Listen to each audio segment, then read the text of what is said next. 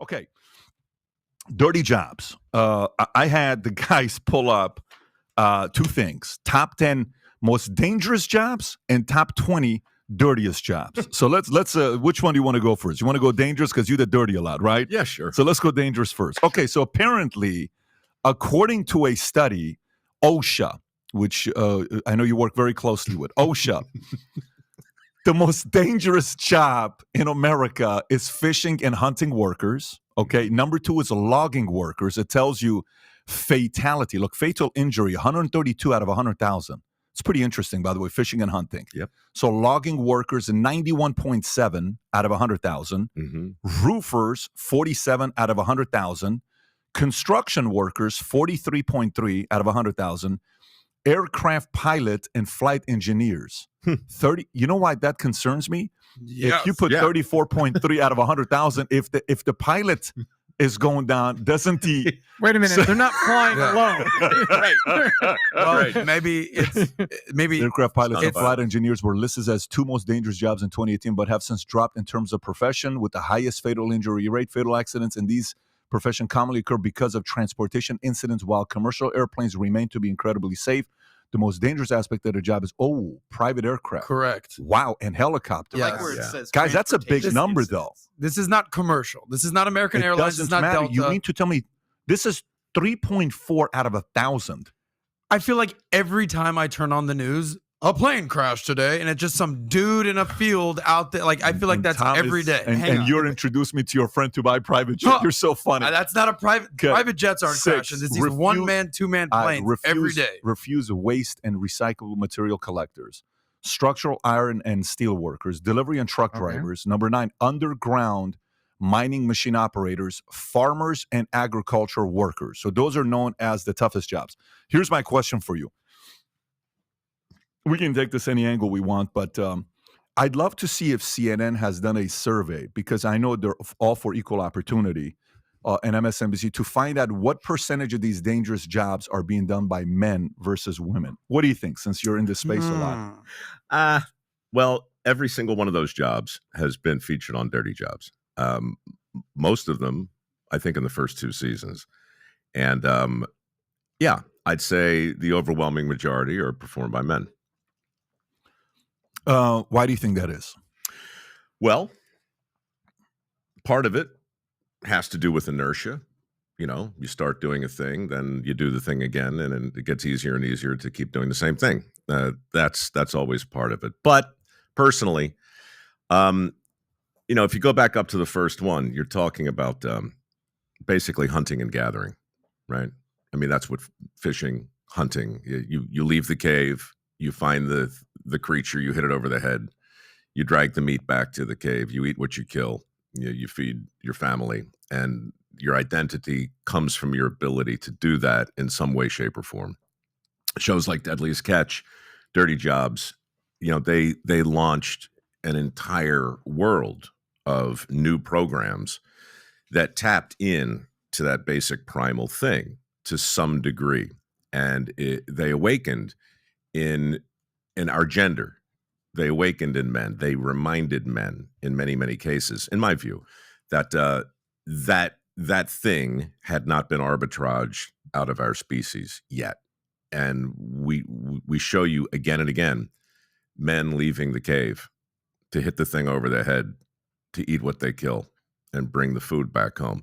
Even in refuse workers, you can go down any job on that list. And most of the 300 jobs I did on Dirty Jobs. But what's interesting about this list is the very, very first one, fishing.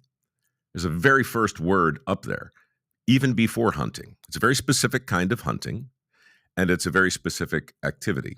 They don't call it catching, right? It's fishing. There is no guarantee. It's interesting to be the most dangerous job.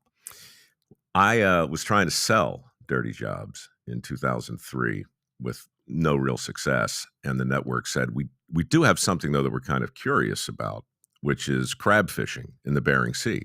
Would you be interested in exploring that? And I said, yeah, sure. And they showed me some footage, little boats, big water, cold, right? And so I flew from San Francisco to Seattle, Seattle to Anchorage, one of those little planes that become a statistic down in job number 7 or 8 there, called Pen Air, and they fly you to the middle of the Aleutian chain, and you land at Dutch Harbor, Alaska. And you get off the plane and you check into what looks like it might have been a motel once upon a time, and then you get on one of these boats and you start fishing, and then you realize what actual fishing really and truly is. 20, 30-foot seas, temperatures that can swing 40 degrees in 5 minutes.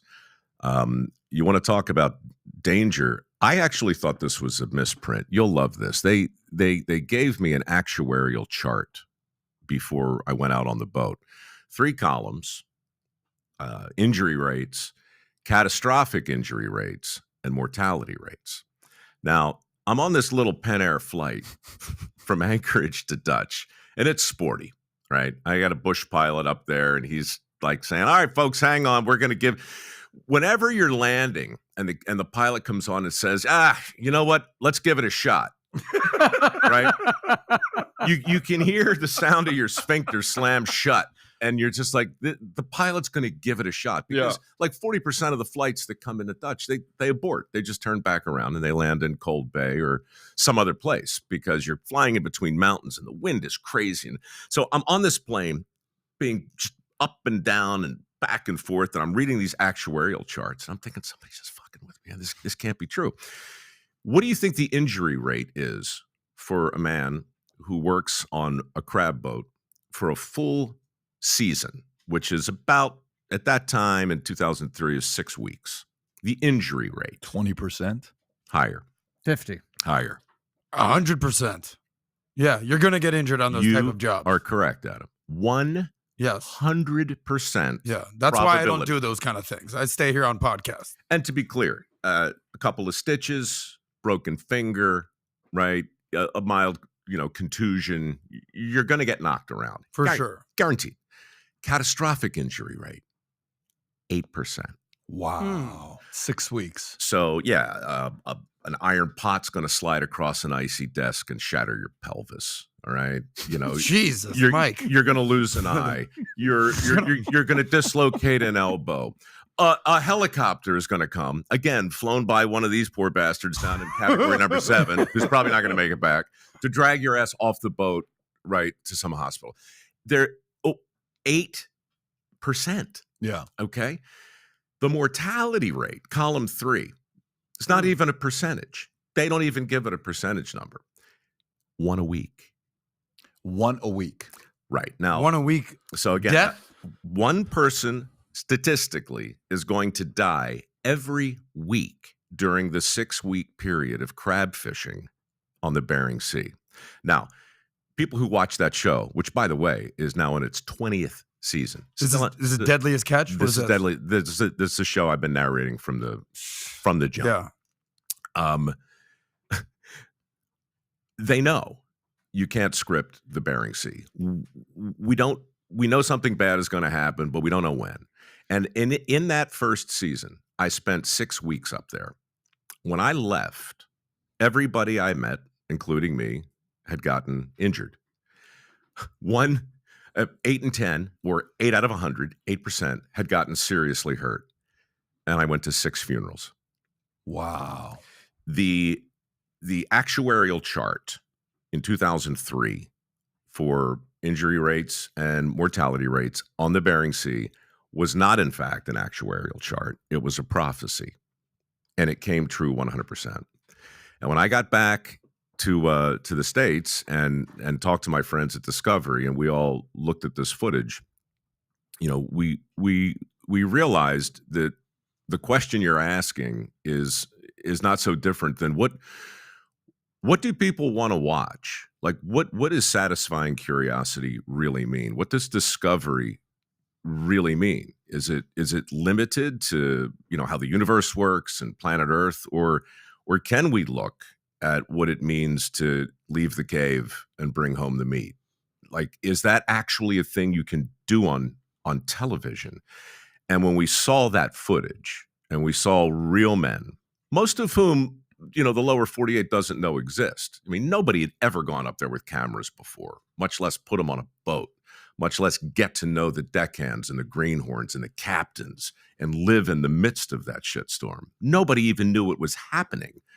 The Pribilof Islands, what are those? What do you mean you're 50 miles off the coast of Russia with 800-pound crab pots going over the rail?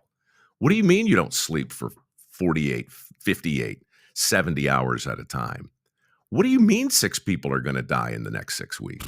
Like, all that stuff was unknown. And then all of a sudden it was self-evident. And that show, in my view, is the granddaddy of the shows that answer the question you're asking, which is, why do men do these jobs? Mm-hmm. Why do men watch these shows? Why do women watch these shows? You'd be amazed at the number of women watching both. What is it actually? I'd be curious. It's not quite half. Is it 70-30? It's more like 60-40. That's great. It's- I think that's great. Dirty not Jobs even- was it's actually impressive. 55-45. Because It was women almost- are intrigued by these type of men. Because I doubt they're watching it because they want to pursue that type of career. They're just they want to see what a man has to deal with. What is the mindset of a woman watching this? So that's me going way out of my lane. Let's brother. go there, baby. Let's go there. Look, I'm going to stay in my lane and look at it and say, I don't know. But I Mhm. think when we see something that is undeniably true, Mm-hmm. it resonates with you regardless of your chromosome makeup. You know, when I see women behaving in a way that strikes me as classically feminine, Mm-hmm. right? I love that. That excites me. It makes sense to my brain in a way that 100%. right. Yeah. But I feel the same way when I see men doing these things that lift them up Yeah. and the species up. And I know that's not Yeah. very correct right now. No, it is. But it's real, bro. Yeah. Well.